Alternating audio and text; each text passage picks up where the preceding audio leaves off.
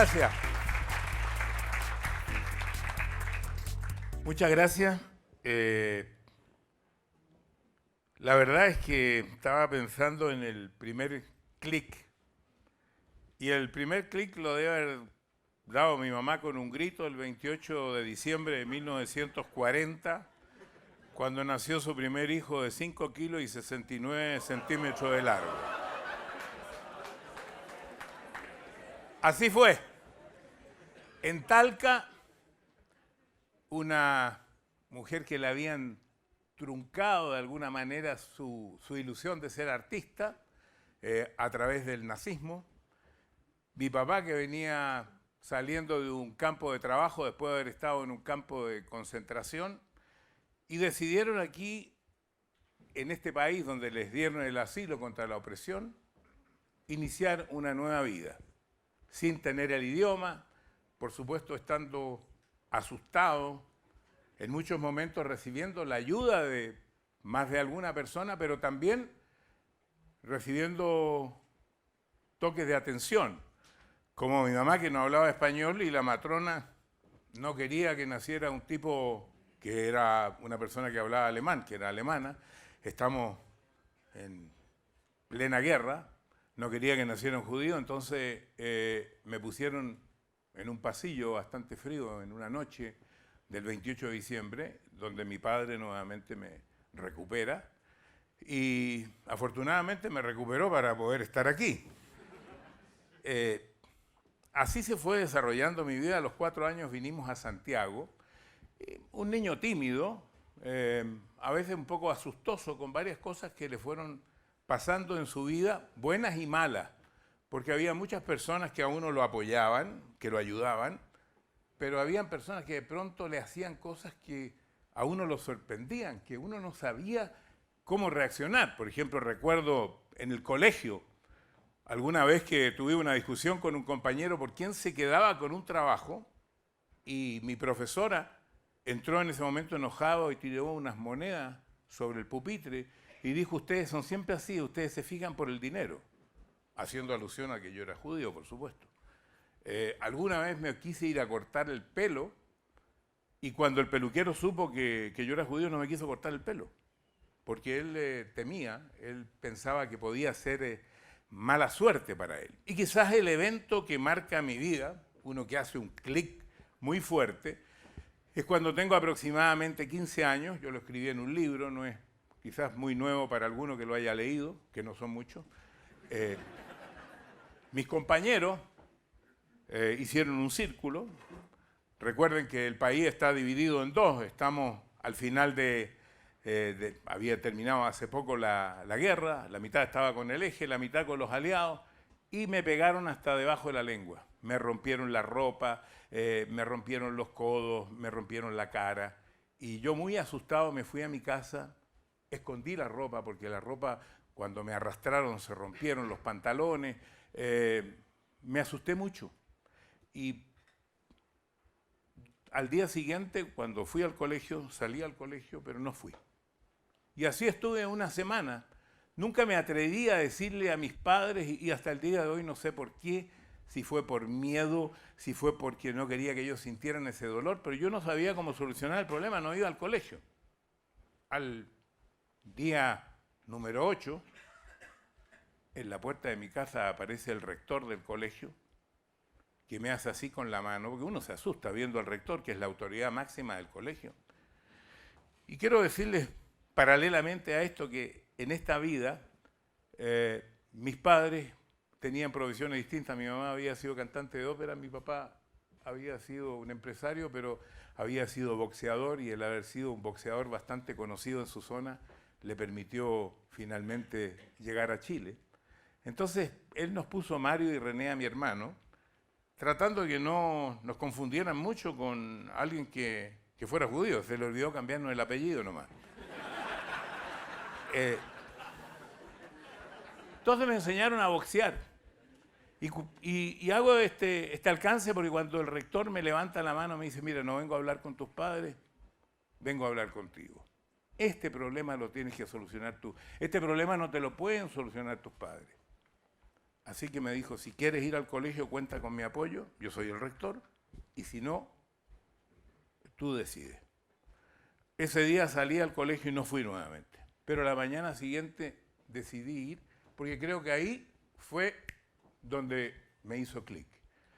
Y llegué con una personalidad distinta, a pesar de que solamente había peleado toda mi vida con un punching ball y con una pera, nunca había peleado con nadie.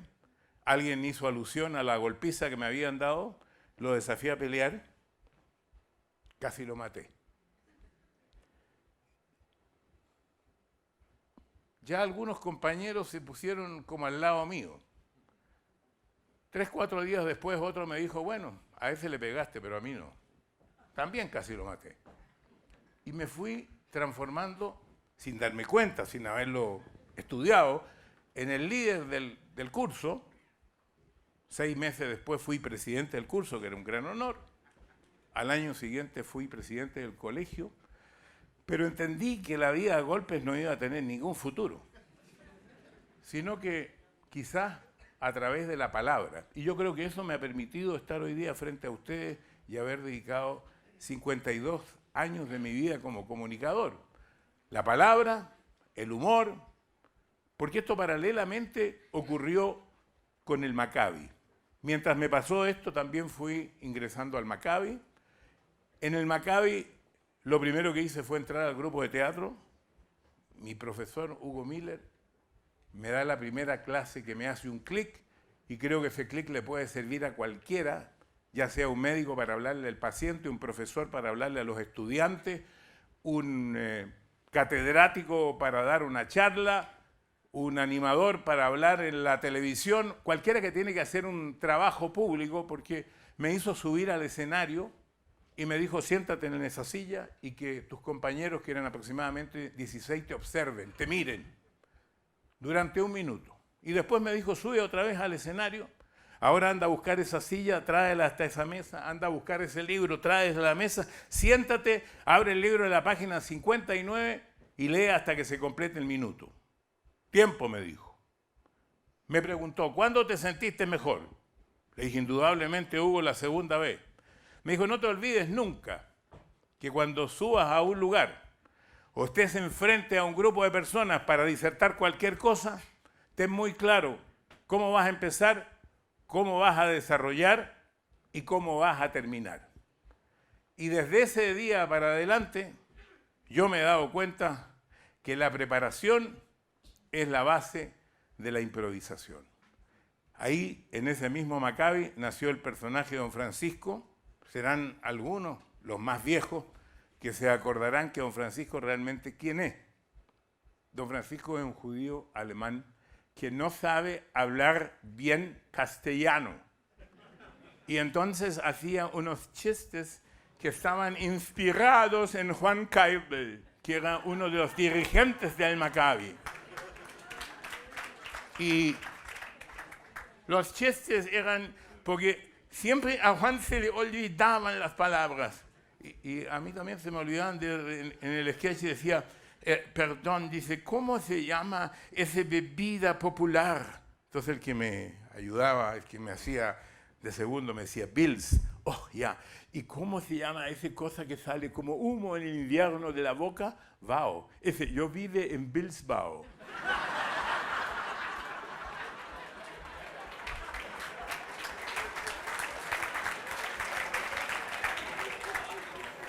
Cuentos muy antiguos, pero cuentos que tenían su giro. Pues, ¿cómo se llama lo que está más arriba del cuello? Cara.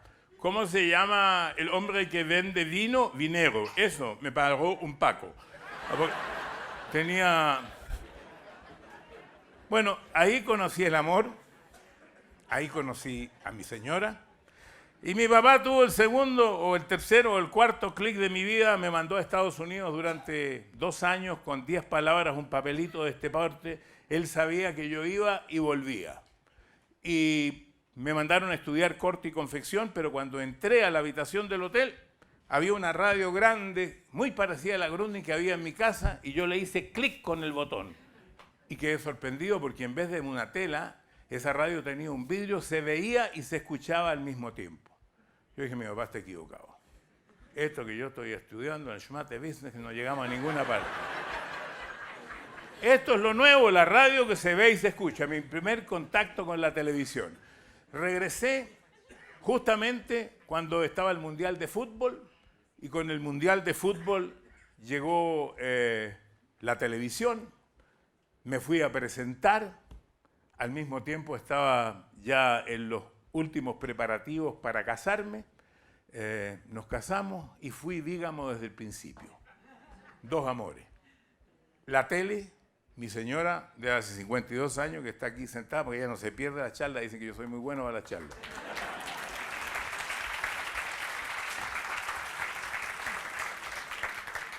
Nos casamos, empecé yo a trabajar en la televisión. Un clic es casarse y un clic difícil, porque es difícil equilibrarse entre este tipo de oficio que era viajar por el mundo, rodeado de luces, mujeres jóvenes, no, tremendas mujeres, no mujeres jóvenes. Y cómo combinar las dos cosas, y de pronto llegaron los hijos. Un clic muy importante de los hijos. A nadie le enseñan a ser padre. Y ahí tuve también un par de clics, porque al poco tiempo, cuando los hijos estaban en la edad media, tuve que ir al psicólogo, los niños tenían problemas. Me convencieron que había que ir, no al psicólogo, al psiquiatra. Y fui al psiquiatra. El psiquiatra hizo un dibujo de la familia. Me llamó y me dijo, mire, aquí está el dibujo de su familia. La primera es la mamá. Segundo, el hijo mayor, la hija, el hijo menor, y ese chiquitito que se está cayendo ahí, ese es usted. Clic. Algo malo. Usted no tiene identificación con sus hijos. ¿Qué tengo que hacer? ¿Cómo lo hago? Entonces me dijo, bueno, invente los martes especiales. Que mis hijos hasta el día de hoy se acuerdan porque yo dedicaba mediodía todos los martes, que estaba en Chile, solamente a hacer lo que mis hijos querían. La vida se fue desarrollando de una manera muy bonita con los primeros años, pero al mismo tiempo en que uno empieza a trabajar y tiene tanto éxito, tantas luces, tantas cosas espectaculares que ocurren, que uno dice, ¿cómo me equilibro bien entre esto, la familia, los hijos? Notaba muchos reclamos de mi mujer, reclamos de los niños, hasta que fui yo al psicólogo. Y me senté ante el psicólogo y le dije, mire, yo soy un tipo que ha luchado toda su vida por su familia, yo trabajo, le he dado buenos colegios, nos hemos cambiado de casa, hemos viajado por el mundo, usted no sabe el sacrificio que yo he hecho, yo creo que no me entiende. El psicólogo me miró y me dijo, usted no ha hecho nada por su familia, todo lo ha hecho por usted. Y por extensión, su familia ha tenido mejor vida, mejores recursos económicos, mejor. Pero aquí lo importante es el tiempo y el afecto. Y por eso yo digo que ese fue un clic importante. Ahí empezó la depresión del éxito. La depresión del éxito me hizo hacer otro clic, a buscar de alguna manera una satisfacción frente a todo lo material que yo había recibido. Y pensé que en todo esto no me podía ocurrir solamente a mí, tenían que haber muchas personas como yo que sintieran lo mismo. Y así, bajo ese principio y buscando muchas alternativas, nació la Teletón, que entre todos hacemos hace 36 años, porque me permitía a mí sentir una satisfacción personal, pero le permite a muchas otras personas y a todos los que están presentes y cumplen una meta y finalmente ven que hay palabras extraordinarias que fueron aprendidas por mí, como la solidaridad, como un gran valor que me hizo clic, y como el espíritu puede superar la materia, que me hizo otro clic. Y de ahí en adelante quiero decirles que en estos últimos años tuve un clic muy importante. Fue un clic, imagínate, a la edad de los 70, con la Torá. Por diferentes razones estuve en Israel hablando con un rabino, y después que él me explicó, y a mí me habían ocurrido ciertas cosas buenas, Y le dije al rabino, ¿sabe? Yo, además de una acá, voy a hacer Shabbat de aquí hasta fin de año. Y me dijo, ¿usted por qué no lo hace para siempre? Dije, mentalidad de rabino, dije, buena idea. Y desde ese día hasta hoy no me he saltado ni un Shabbat, salvo el de ayer, porque mi hermano estaba de cumpleaños, cumplía 70 años, la misma etapa donde yo empecé, y yo dije, tengo que estar ahí. Y ¿saben lo que me ha maravillado? Es poder invitar gente de diferentes culturas, creencias, religiones, juntarnos y hablar todas las semanas de la Parashá, pero hablando de la Parashá no desde el punto de vista religioso, sino de la interpretación rabínica desde el punto de vista humano.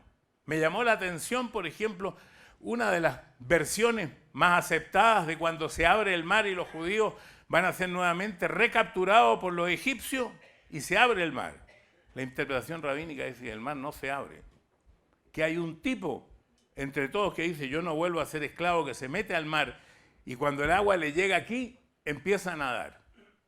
Y ahí muchos lo acompañan y nadan. Esa es la interpretación bastante aceptada. ¿Y qué significa eso? Te hace un clic, que cuando el agua te llega aquí, hay que nadar. Y muchos de ustedes, todos, en algún momento hemos tenido que nadar. Me llamó mucho la atención, por ejemplo, Jacob y Esaú, los dos hermanos gemelos peleados, cuando él tiene ese sueño de la escalera, que en la religión judeo-cristiana, con el ángel, todos conocen, cuando queda con el ciático agarrado cuando despierta en la mañana, cosa que yo no sabía, que después los judíos en la carne kosher lo primero que le sacan es el ciático, y que el ciático no es una enfermedad solamente física, sino además emocional. ¿Y cuál es realmente la simbología? Que cuando tu conciencia, porque quiero una lucha con la conciencia, no está tranquila, en la vida no puedes avanzar. Así, hay muchas cosas que me han llamado la atención, como el último discurso de Moisés cuando habla en el monte Nebo, y no solamente le habla a todo el mundo, sino que le habla a las generaciones futuras, y todos dicen, ¿cómo se le puede hablar a una generación futura que ni los conoce? Pero ahí dice, pero si tú no elegiste a tus padres, tú no elegiste el lugar donde naciste, tú no elegiste tu entorno, tú no elegiste tu primera educación. Por lo tanto, genéticamente tú tienes incorporado lo de tu padre, lo de tu madre y también tu cultura. Y como yo tengo incorporada mi cultura, aquí estoy hoy día para hablarles de ese clic, del clic de mi cultura, del clic de mi historia, que me va a acompañar por siempre y que yo quiero transmitir primero a mi familia y luego a los que me quieran escuchar. Si alguno de estos clics les sirvieron, clic, gracias.